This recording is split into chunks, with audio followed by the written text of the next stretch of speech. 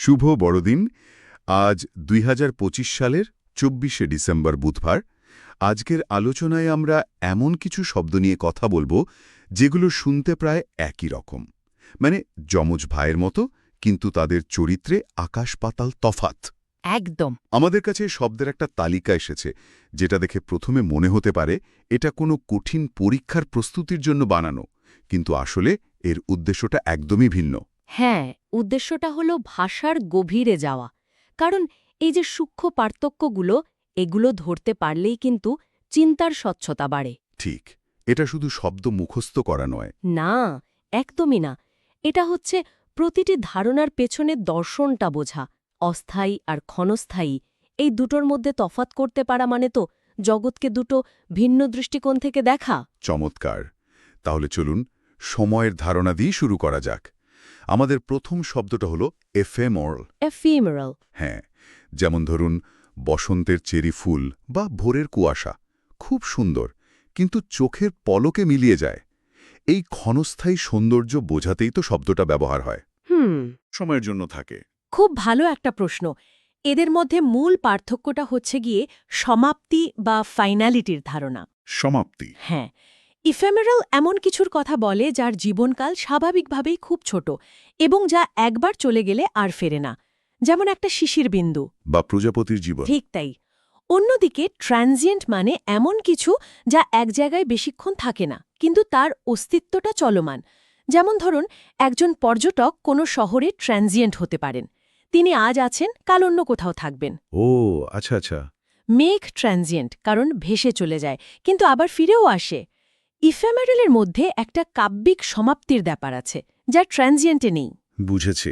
তাহলে ইফেমেরালের মধ্যে একটা শেষ হওয়ার ধারণা আছে, যা ট্রানজিয়েন্টে ঠিক ওভাবে নেই। দারুণ। এই সময়ের সূত্র ধরেই পরের শব্দে আসি, অ্যানাক্রোনিজম।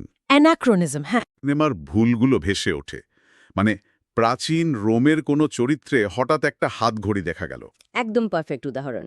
তো শব্দটার মধ্যে যে ক্রোনোস বা সময় আছে, হ্যাঁ। সেটা তো বোঝা যাচ্ছে, কিন্তু এই আনা অংশটার মানে কি? অ্যানা হচ্ছে একটা গ্রিক উপসর্গ, যার মানে হল আগেনস্ট বা বিরুদ্ধে। সুতরাং অ্যানাক্রোনিজম মানে হল সময়ের বিরুদ্ধে। আপনার উদাহরণটা একদম ঠিক। সময়ের কালক্রমের মধ্যে একটা ভুল উপাদান ঢুকিয়ে দেওয়া। তবে এটাকে প্রায় অ্যানাক্রনিস্টিক বা সেকেলে ধারণার সাথে গুলিয়ে ফেলা হয়। ও আচ্ছা, এ দুটো আলাদা? হ্যাঁ, অ্যানাক্রনিজম হল একটা বস্তুগত বা তথ্যগত ভুল, যেমন শেক্সপিয়ারের নাটকে স্মার্টফোন।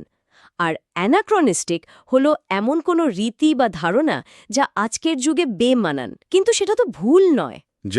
যেমন আজকের দিনের টাইপরাইটার ব্যবহার করাটা অ্যানাক্রনিস্টিক, কিন্তু এটা অ্যানাক্রনিজম নয়।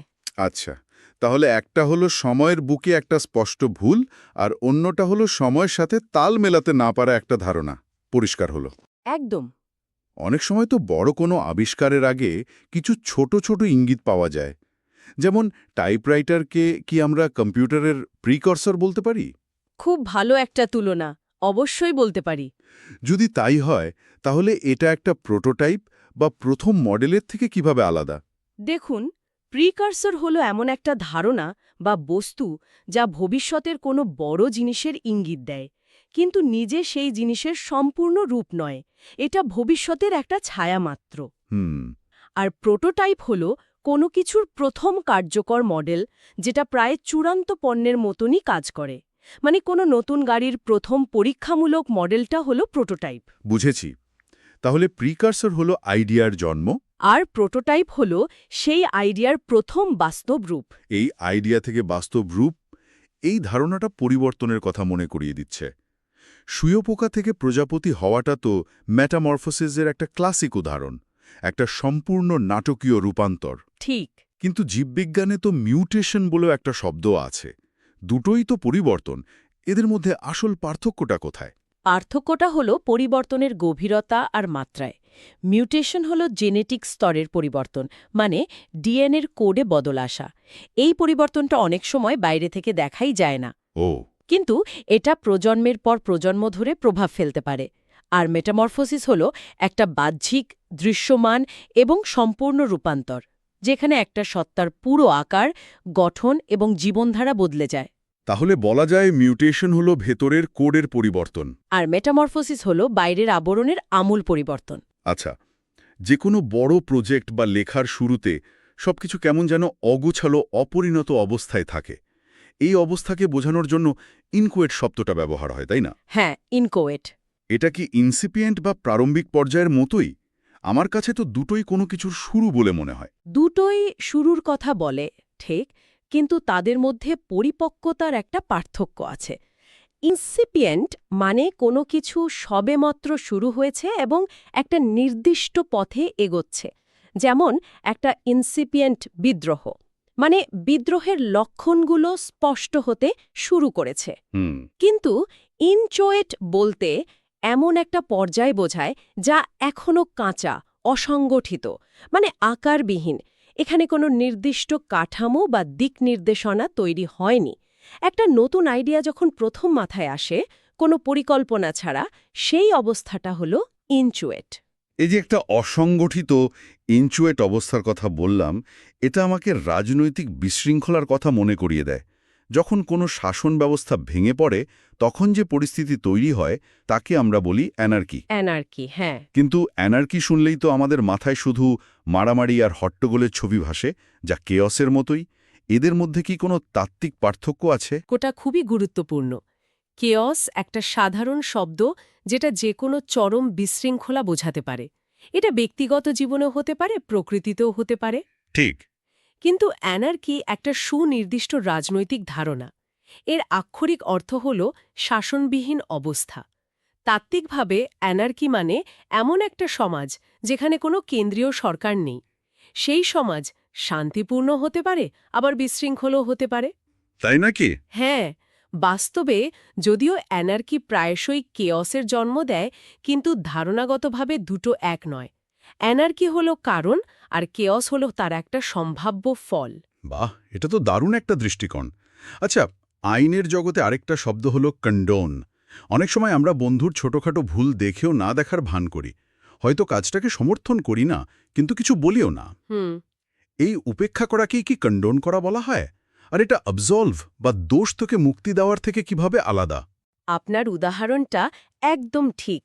কন্ডন মানে হল কোনো অন্যায় বা ভুল কাজকে নীরবে মেনে নেওয়া বা উপেক্ষা করা। যদিও আপনি জানেন যে কাজটা ভুল, আপনি অন্যায়টাকে একরকম প্রশ্রয় দিচ্ছেন। আচ্ছা। অন্যদিকে অ্যাবসলভ একটা আনুষ্ঠানিক প্রক্রিয়া।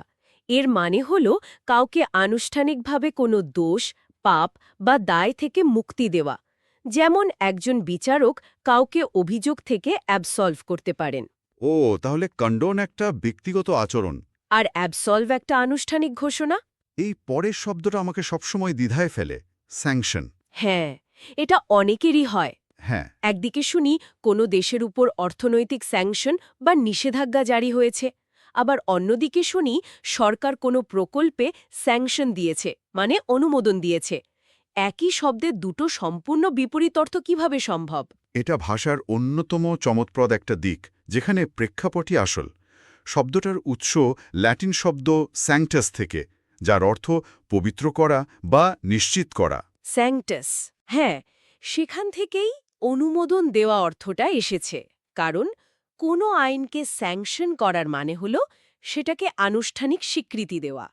আবার সেই আইন ভাঙার জন্য যে শাস্তির বিধান রাখা হতো তাকেও স্যাংশন বলা হতো। ও।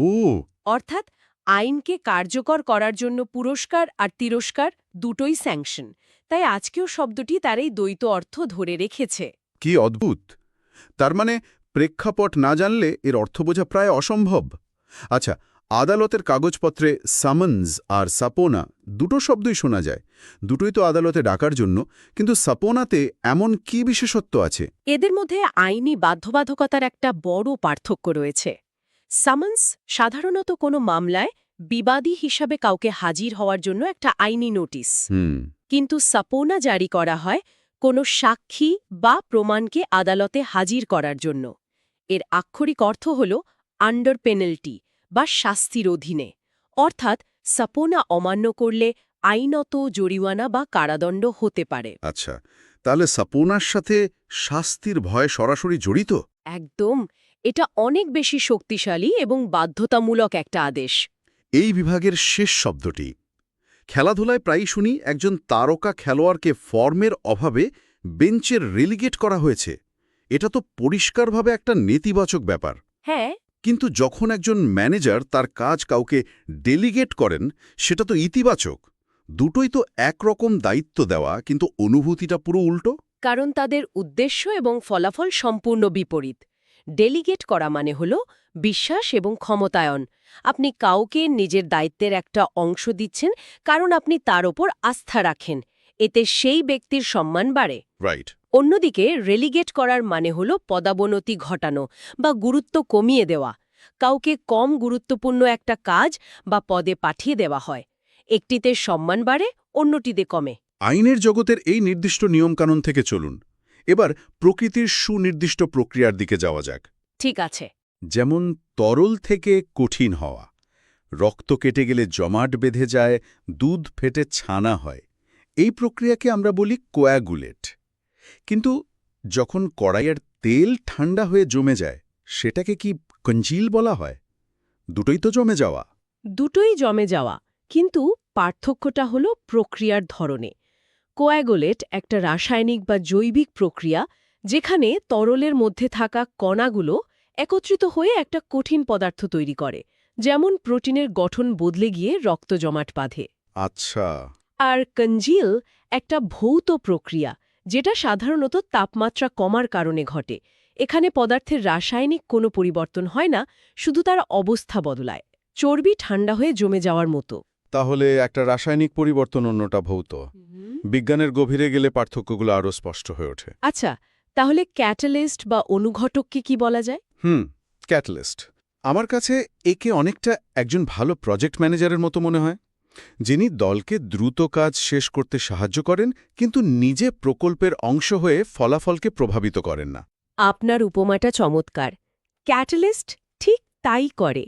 একটা রাসায়নিক বিক্রিয়ার গতি বাড়ায়, কিন্তু নিজে বিক্রিয়া শেষে অপরিবর্তিত থাকে।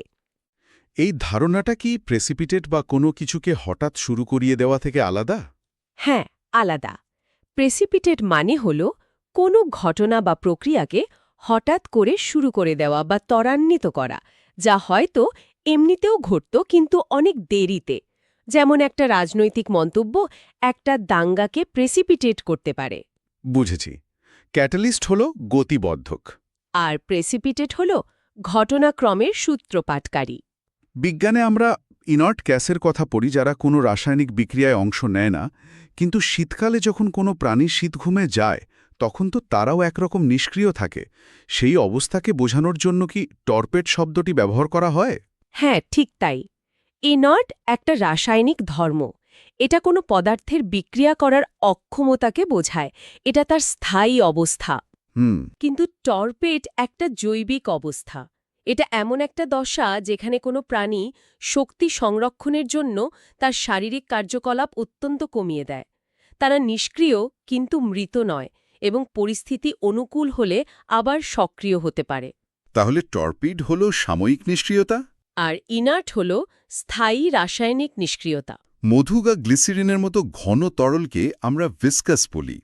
এটা একটা ভৌত ধর্ম, কিন্তু যখন বলি কেউ তার লক্ষ্যে টেনেশিয়াস, তখন তো একটা মানসিক দৃঢ়তার কথা বোঝানো হয়। এই দুটো শব্দের মধ্যে কি কোনো গভীর সংযোগ আছে? সংযোগটা ধারণাগত। ভিসকাস তরলের অভ্যন্তরীণ ঘর্ষণের কারণে তার সহজে প্রবাহিত হওয়ার অক্ষমতাকে বোঝায়।